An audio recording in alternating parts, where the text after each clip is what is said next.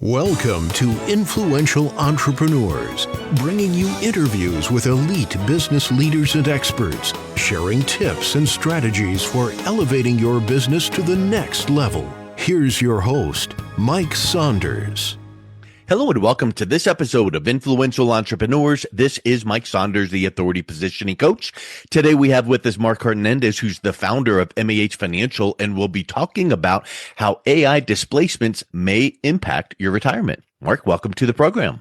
Well, Mike, how are you today? Hey, doing awesome. And I think this is going to be quite the interesting topic because every 2 seconds, it seems like we've got updates with the world of AI. And I think that a lot of times people are, running for the hills unnecessarily or not understanding some of the things that may impact areas of our life. So I'm excited to get your perspectives on this. But before we dive in, give us a little bit of your story and background and how did you get into the financial services industry? Well, I was raised by a great mom and dad. They're both professionals. But dad had when I was going to school, and he put me through school because he had a farmer's insurance agency, property and casualty, and helping the public. And I would, watch how he worked with the public and watch how he serviced his clients. And I said, you know what? I want to do that. Well, the first thing he says is, no, you don't want to do this. You want to do something different. So I went to school, got my education out of the way. Then I thought I might want to be an attorney. Found out that wasn't for me. So I went back into looking at financial services, started working in 1986 with MetLife Insurance Agency, learned the insurance business. And then in 2001, I founded MAH Financial Services, fully holistic financial service company. We manage money, we help people with all types of financial planning, and basically started doing that. But my dad was a big influence in watching the way he worked with people, and I gravitated towards that. So now in founding our business, I'm excited about where we're at now, but I'm also excited about the future and how we can be able to help the public in the future. I thought it was interesting that you mentioned your dad was in the industry as a, PNC farmers. And he was like, hey, look, it's a great industry. Just don't do this particular part of it. He was probably in so far that it was just like, I better finish out my career. But he guided you down that path. You found your way. That's spectacular. And it's all about relationships. I think that's one of the big takeaways that most people don't realize. I heard a statistic once that most jobs are not gotten on monster.com or indeed.com. Most jobs are because of personal connections and networking, and it's all about those relationships. So as you are building your relationships with your clients and guiding them toward retirement, we're talking here about AI. We want to lead into how AI might displace, jobs or retirement. So let's get started with talking a little bit about who actually is at risk of losing their jobs as it relates to AI. Well, let me just talk about what I've seen already with clients. It's more of, you might say, people that may be in the software business, people that tech is just advancing so fast that it's eliminating the need for certain type of people. It could be coders. It could be support people. The problem is that we just had a recent situation with a client that was told that their position, if they wanted to maintain their position, they could stay there, but at 1/10 their past salary. Whoa. Which is crazy. So basically they're just saying you're out the door. But the thing is that's very concerning is that AI, people think, oh, AI is coming. It's coming. No, it's here. It's already here. And the thing is that, we thought that, I go back to watching the old Terminator movies and seeing, the AI take over everything and build the robots and try to eliminate the humans.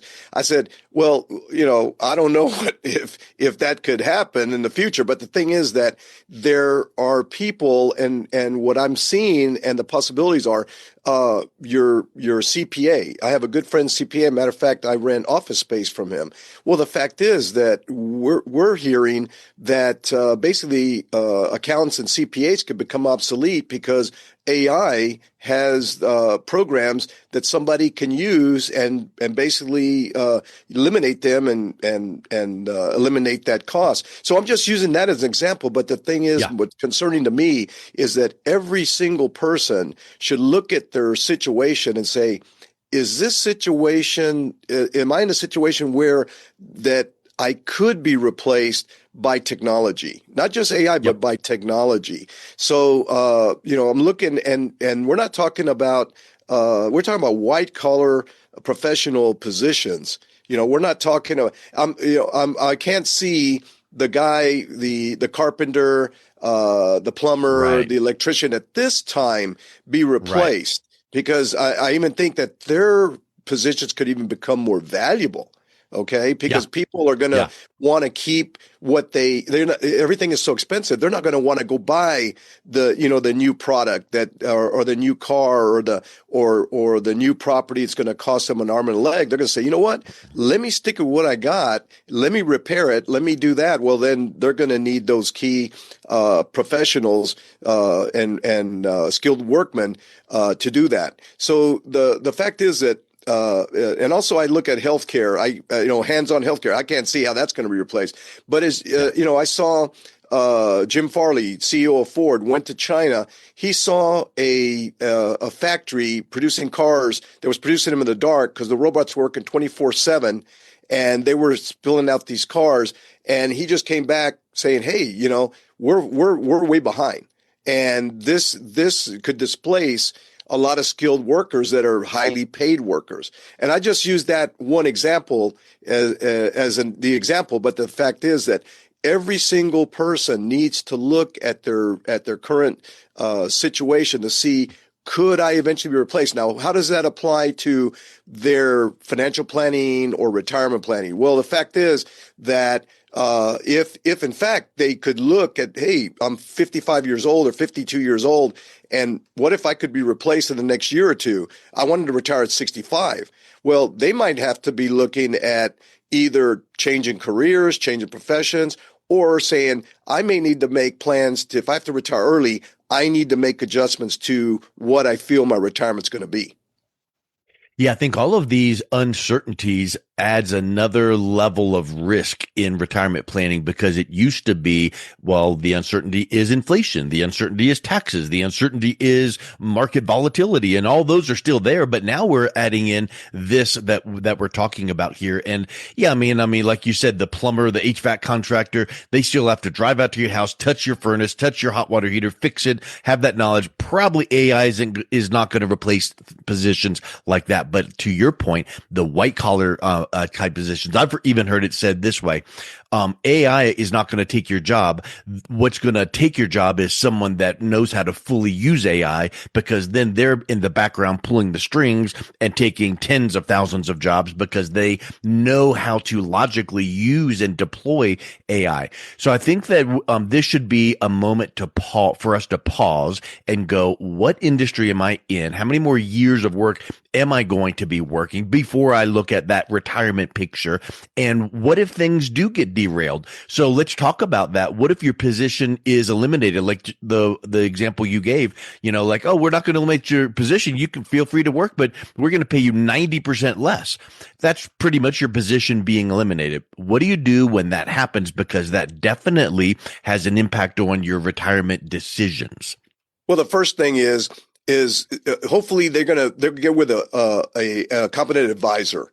Okay, Mm-hmm. someone that is fully capable of handling all their needs. And by what I mean is, there's so many people that I run into or pick up as clients, and they said, oh, I bought a life insurance. Oh, who's your advisor? I'll ask, who's your advisor? Oh, this is Yeah. so and so. Well, how does he advise you? Oh, he sold me a life insurance policy. Yeah. Or I have this guy. Oh, or I'm dealing with the bank. I have a CD at the bank. Those are my advisors.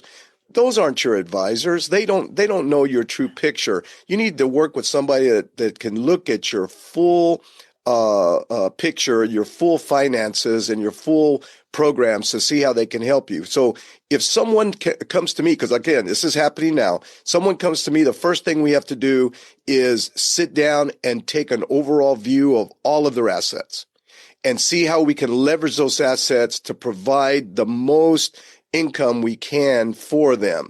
And so especially if somebody is having to get this position early, because they might be too young to even apply for Social Security. Social Security minimum age is 62.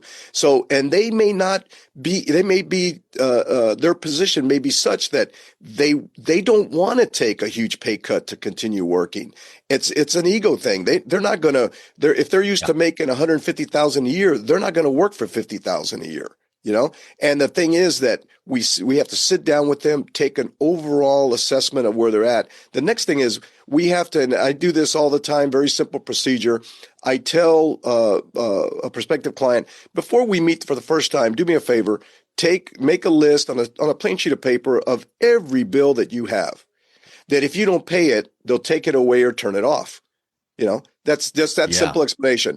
Those are your fixed expenses. Those are your fixed expenses. Yeah. So I need to know what their income stream is going to be. So if they stop working, what do we have to work with? Hopefully they have a spouse that's still working. But is that spouse also in a position where their position could be affected by AI? And again, we're not. When I say AI, well, the thing is that a lot of companies are trying to cut expenses.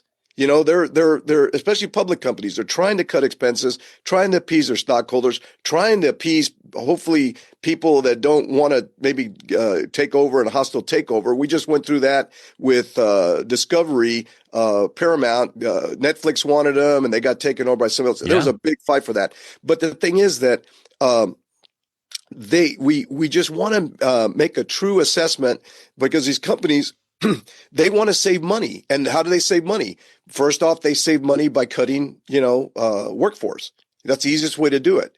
And the thing is, though, that they're, especially technology companies, they need to have money to pay for capital expenditures for more AI. Because they're all having to spend more money. So the fact is that you could be displaced just because the fact is that it's just for these companies trying to become more profitable, and they see that as the easiest way to do it. Now, again, the first thing is to get an assessment of all of the debt, all the bills that have to be paid. And from there, look at their income streams, what they're going to be. And if they have, hopefully they have some retirement plans. Hopefully they have 401k, thrift savings plan, 457 plan. Hopefully they have some brokerage money. Hopefully they have some savings. Hopefully they have some other assets that also could be, if necessary, could be converted to something that could provide income. So the key is going to be looking and coming up with income strategies. These income strategies. Get a lay of the land. Yeah, exactly. Just get the strategy, come up with an idea, and then go from there. Now, hopefully, if they've done proper planning, they've proper saving, this displacement may not be extremely critical, because maybe we can come up with a plan and an income plan, and they're going to be able to stay in their financial world. But if that's not the case, then we have to pull out all the stops to make sure, because we can't assume that. We hope that they'll be able to get another position, that they'll feel it's fair remuneration. But if that's not the case, we need to do everything in our power to take a survey of these assets, leverage them to the point where they're going to be able to make a proper living and hopefully have a successful retirement.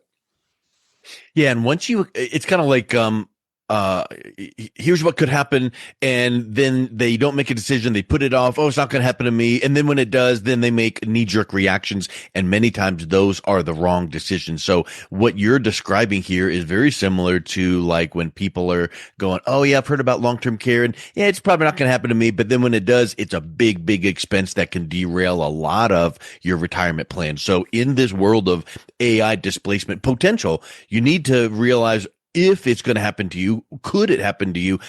It's like, if this, then that. If this happens, then I'm going to do that. Have a few of those plans in place so that if it does happen, you calmly make decisions that way. If it doesn't happen, you're in good shape.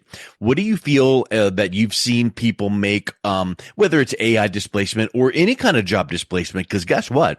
People can get displaced these days with or without AI being at the factor. But when that happens, what have you seen some of the financial mistakes people make after losing a job? Well, the biggest thing is they feel that maybe they had money in a 401k and they don't know the rules, the basic rules. I've been doing this 40 years and these things are so, easy, and we do it every day, but they might not know the rules. And the next thing you know, they're cashing out the 401k, paying taxes on all of those funds. And possibly it could be even paying a penalty if they're under 59 and a half. So one thing I've seen, and then they'll come to me. So the next thing I do, I'll get a referral, because we work in financial institutions. I'll get a referral and they'll say, Mark, this person needs to talk to you. I go see them. The first thing they say is, oh, I separated from service, or I left 6 months ago or 8 months ago, and I took my 401k out. I made a mistake, had the money sent to me. I have to pay all the taxes. How can I pay the taxes? Well, the cow's out of the barn. So now, this is a critical situation. So that's one thing that I've seen pretty common when somebody leaves employment. The second thing is that they're, I hate to say it, they're ignorant to the fact that we exist. The competent financial planners exist. That they can call someone that can walk them through the process and make sure that everything gets done correctly. We're fiduciaries. We have an obligation to make sure that we act on a client's best behalf. But that's not only best behalf of what we recommend to them, but on their best behalf on how we walk them through the process and help them. I mean, and that's a big part of it.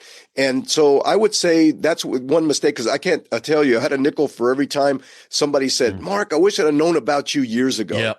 I wish I'd have known. I thought I had to be a millionaire to work with a financial advisor. See, that's a big misconception. So I think that's another big mistake. Or third thing is they listen to their friends who think they know what they're doing, and they just say, oh, do this and do that and do that. And they may feel that this person knows what he's doing, or this person has, and that person may just be talking because he wants to sound like a big shot, like he knows what he's doing. Because they listened to the talking heads on TV or radio, or saw a talk show host poo-pooing on some idea, so they become the expert, pass it along to you, and it's like that game when we were growing up, telephone. By the time it got down 3, 4, 5 levels, it's like, what in the world advice is that? And when you try to disseminate, it's like that's way off the mark. So it's like get with someone that stays in touch with the industry. Mark, I want to go back to that 401k scenario. Are there ever decisions that can be walked backwards? Meaning, hey, I took that 401k and I cashed it out, and I think I have to pay taxes on this, but it was done X number of days ago. Is there a way to go, we can reverse that? They've got 60 days to do it, but it's also got to be complete. So a lot of times what I see is a client, when the funds are sent to them, the trustee has an obligation to withhold 20% and send it to the IRS as a credit. Okay. So what happens is they come to me, if it's within the 60 days, said, okay, you took out 450,000. We need to roll over. We need to put the 450,000. They go, oh, well, I only have 410,000 because they withheld some. Well, we got to come up with the rest, So it all comes down to getting the word out that you do not have to be a millionaire. You don't have to have a lot of money to work with a competent financial advisor. You just need to inquire. And I always recommend people talk to several advisors. I had a conversation yesterday with a prospective client, and she goes, oh, this is a big decision. I go, yes, feel free. I recommend you talk to as many advisors as you need to. Get all the information you need to make a proper decision, and then go with the person you feel that your gut will tell you this is the person I think would do the best job for me. And trust me, I won't be hurt in any way. If you said, "Hey, I didn't choose you," I'm not going to be hurt in any way. I'll be happy that they found someone that they're going to be able to work with. Also, I'm always happy when I hear of someone. I'll say, "Hey, who manages your money? Who does that?" "Oh, so and so. Oh, I love them. They do a great job for me." I love hearing that. So I just immediately back off and say, "I'm so glad you have someone," because 95% of people I talk to, if they set up an account, haven't seen the guy since they set it up. Personally, either the guy is out of the business, no longer in the business anymore, or the person, I guess, doesn't care. Right. So the main thing is, like Mike, is the developing relationships, knowing your clients, and servicing your clients. Because for me, the biggest, the way I get a lot of my business through referrals, and the referrals because we're doing a good job taking care of our clients. And you're not going to get those referrals if you're ignoring people. So it stands to reason. And I love your approach, like you mentioned about that person you spoke to. Hey, do what you feel is best. Here's what I can do. Here's some educational tips that I'm guiding you on. If you want me to work with you, wonderful. If not, wonderful. But you've got to figure it out. And to your point, realizing that a lot of people don't understand that working with an advisor doesn't take a lot of money, doesn't cost a lot of fees, but talk with some people. So, Marc, this has been really enlightening to realize that maybe possibly AI could disrupt your retirement. Be prepared, have some plans in place. If someone is interested in learning a little bit more and reaching out and connecting with you, what's the best way they can do that? They can reach out to us at MAH Financial.biz, B-I-Z. Excellent. Well, I will also have the link right below the show notes so that people can click and go right there. So thank you so much for coming on. It's been a real pleasure chatting with you today. Thank you, Mike. You've been listening to Influential Entrepreneurs with Mike Saunders. To learn more about the resources mentioned on today's show or listen to past episodes, visit www.influentialentrepreneurssradio.com.